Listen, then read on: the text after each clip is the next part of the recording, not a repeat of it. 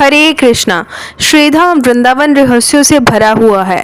आपको हर एक जगह पर रहस्य अद्भुत देखने को मिल जाएंगे। अब हम आए हैं आपके पास एक और ऐसे ही हैरान कर देने वाले एक चमत्कार को लेकर। जी हाँ, हम बात कर रहे हैं नंदगांव के मोती कुंड की। आपने गेहूं और सब्जियों की खेती को तो ज़रूर सुना होगा और देखी भी होगी, लेकिन क्या आप जानते हैं कि यहाँ पर मोती की खेती होती है? जी हाँ, आपने क्या मोती की खेती के बारे में सुना है? तो चलिए बताते हैं आपको ये स्थान जहाँ पर श्रीधाम नंदगांव में विराजमान ये स्थान है और इसकी क्या कथा है। इस स्थान पर साक्षात ठाकुर जी ने मोतियों की खेती की थी और ये बहुत ही सुंदर ठाकुर जी की लीलाओं में से एक लीला है। भगवान यहाँ राधा मूर्ति बिहारी रूप में विराजमान है। मोती कुंड ठाकुर जी लीलाओं का आज भी साक्षी बना हुआ है। चलिए चलते हैं, वीडियो को शुरू करते हैं। चैनल पर नए हैं तो लाइक शेयर और सब्सक्राइब करना ना भूलें और वीडियो में लास्ट तक जुड़े रहें। मोतियों की खेती देखने के लिए आपको श्रीधाम वृंदावन से नंदगांव आना होगा। श्रीधाम वृंदावन के बारे में तो हर कोई जानता है। भगवान श्री कृष्ण के भक्त दूर दूर से अपने प्रियतम के दर्शन करने के लिए आते हैं। यहाँ पर आते हैं जो नंदगांव, आपको हम बता देते हैं कि वह नंदेश पर्वत पर बसा हुआ है। आज भी ये गांव वैसा का वैसा ही है जैसा श्री कृष्ण के समय पर था। जी हाँ, अगर आप दूर से देखेंगे तो सबसे ऊंचा श्री नंद बाबा का महल है।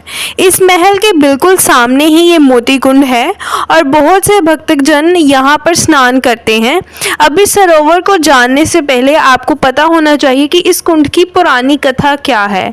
ये पावन सरोवर पावन गोपों के द्वारा बनाया गया था जो श्री राधा रानी की सखी विशाखा जी के पिता थे।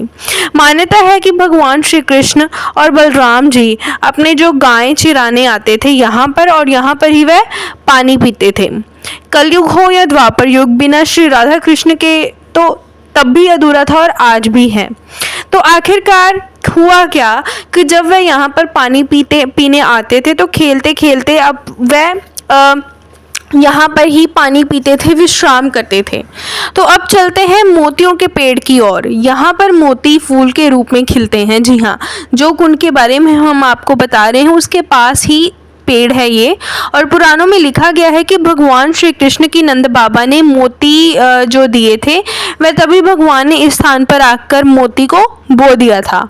अब ये मोती क्यों दिए थे नंद बाबा ने कन्हैया को, इसके आगे एक और दिलचस्प किस्सा है। तभी कमेंट में, अभी रुककर कमेंट में राधे राधे लिखें और नंद बाबा की जय ज़रूर लिखें।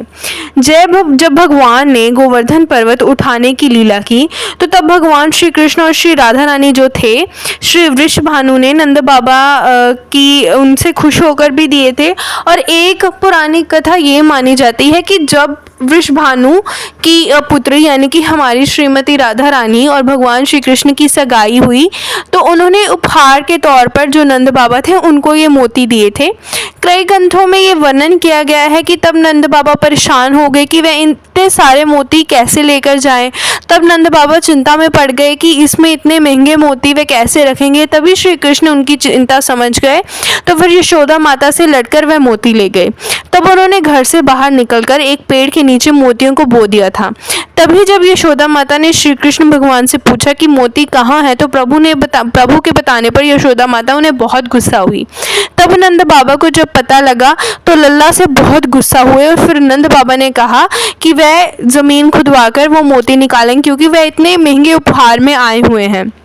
जब लोग वहाँ पर पहुँचे नंद बाबा के कहने पर तो वह सब देखकर हैरान हो चुके थे क्योंकि इतना बड़ा जो मोती का पेड़ वह दिनों दिन रातों रात खड़ा हो चुका था और पेड़ों पर तो मोती लटके हुए थे।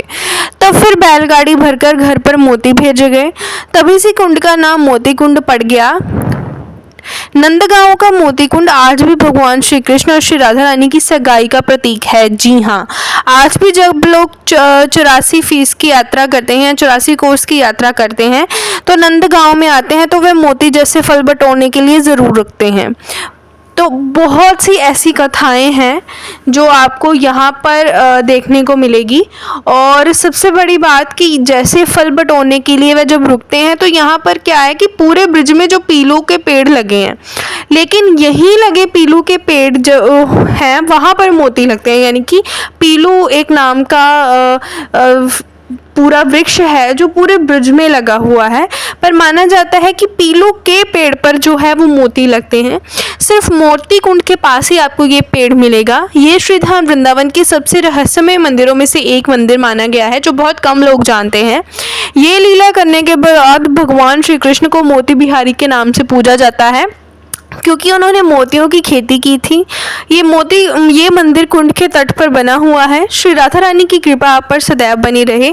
जैसे ही आप सब पर श्री राधा रानी की कृपा हो वैसे ही आप जल्दी से जल्दी श्रीधाम वृंदावन जाएं। कौन कौन श्रीधाम वृंदावन जाता है कमेंट में लिखें, और मोती बिहारी के दर्शन कर कर ज़रूर आएँ, और कमेंट्स में मोती बिहारी की जय लिखें। हरे कृष्णा, राधे राधे, राधा रानी की जय ज़रूर लिखें।